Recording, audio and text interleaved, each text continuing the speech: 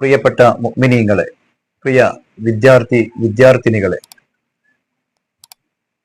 നമ്മുടെ മാതാപിതാക്കൾ വലിയ സമ്പത്താണ്. നമുക്ക് വേണ്ടി എല്ലാം സഹിക്കുന്നവരാണ് നമ്മുടെ മാതാപിതാക്കൾ. വേദനകളും യാതനകളും പ്രയാസങ്ങളും ബുദ്ധിമുട്ടുകളും എല്ലാം സഹിച്ചാണ് അവർ നമ്മെ വളർത്തിയത്. ആ മാതാപിതാക്കൾക്ക് വേണ്ടി മക്കളായ നാം ദുആ ചെയ്യേണ്ടത് നമ്മുടെ കടമയാണ്. റബ്ബിർഹംഹുമാ കമാ റബ്ബയാനി സഗീറ എന്നാണ് അവർക്ക് വേണ്ടി ദുആ ചെയ്യുന്നത്.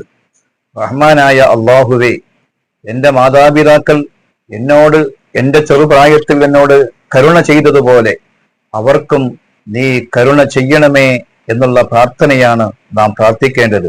അല്ലാഹു തആല നമ്മുടെ മാതാപിതാക്കൾക്ക് മുഴുവൻ പാപങ്ങളും പുറത്തു കൊടുക്കുകയും അവർക്ക് ആഫിയത്തുള്ള ദീർഘായുസ്സും ആയുരാരോഗ്യവും തൗഫീഖും നൽകി അനുഗ്രഹിക്കുകയും ചെയ്യണമേ.